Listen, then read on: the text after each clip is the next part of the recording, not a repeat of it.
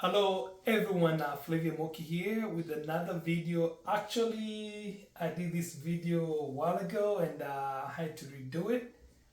So, if you're new to my channel, please subscribe to my video channel, like my videos, leave a comment, and I'll get back to you. And I like reading comments.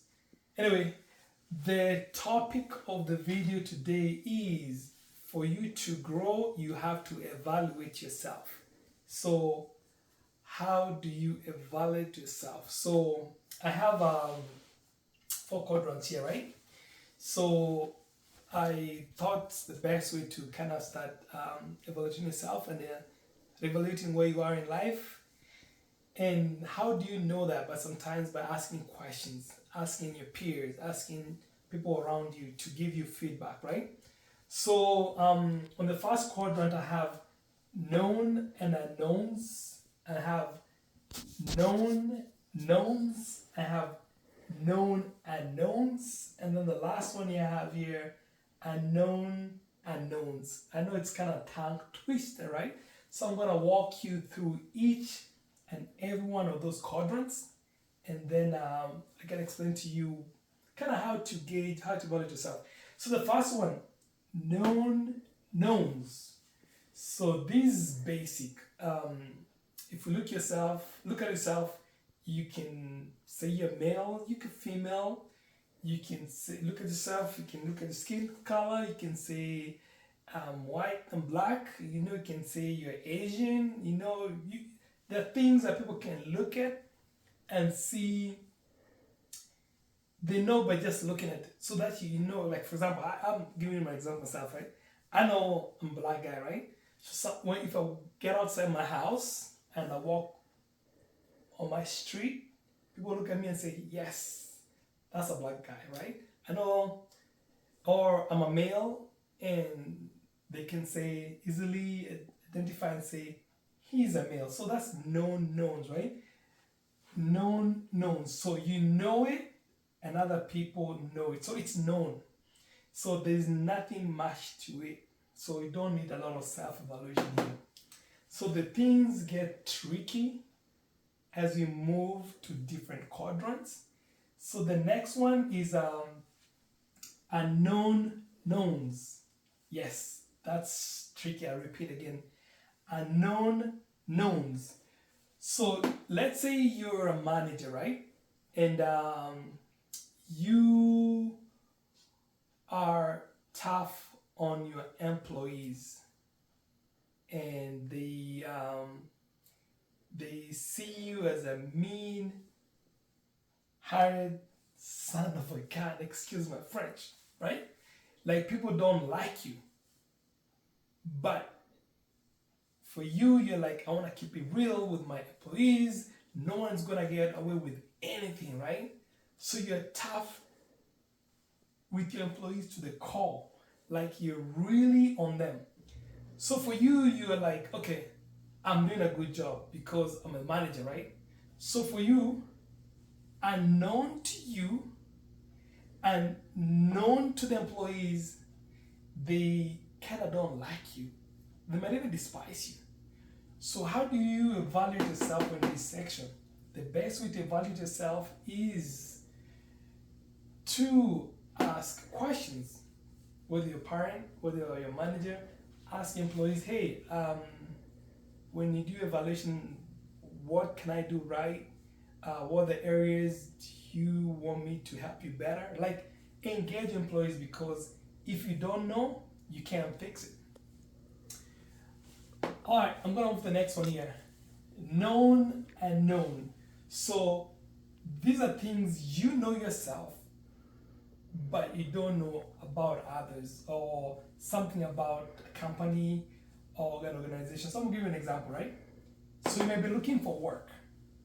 So you know I'm a skilled programmer, I'm a skilled marketer, I'm a skilled accountant.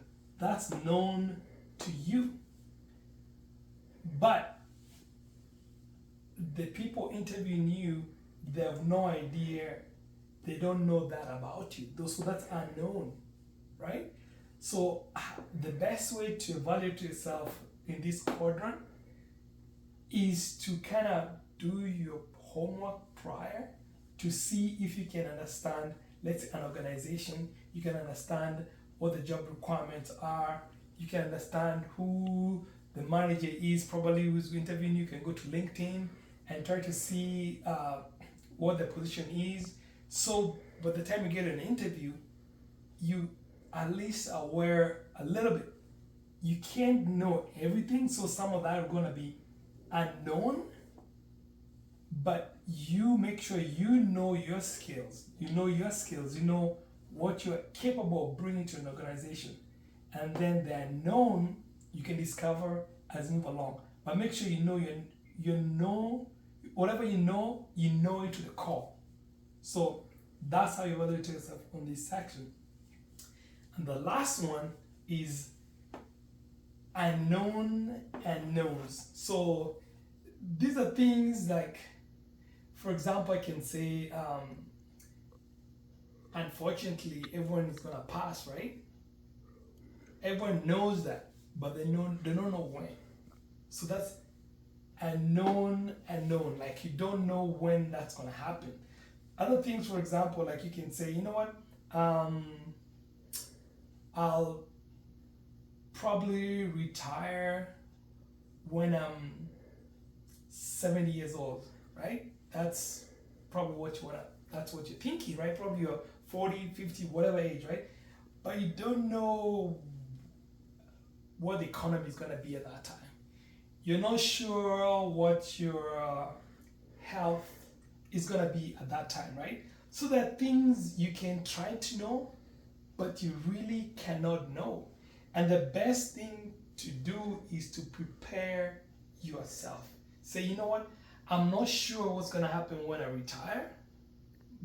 I'm not sure how my health is going to be.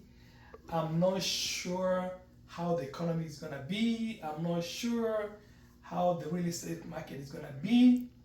But what I'm going to do, because I don't know those things I don't know, I'm going to make sure I save money, put money in the bank, right? So for rainy day, I'm going to make sure I stay in shape, right? To help my health. You know, I'm going to make sure I don't really overwork myself. I take breaks and just live a little, because what you don't know, you don't know. What's unknown is unknown. So just to summarize, if you kind of have these 4 quadrants and you approach everything like you're trying to do in your life and see where exactly it fits and how best to address it, it's going to really help you to evaluate wherever you want to go. And with that, my friends, leave a note. Just say the best way to predict your future is to create it. And with that, my friends, I'll talk to you in the next video. Bye-bye.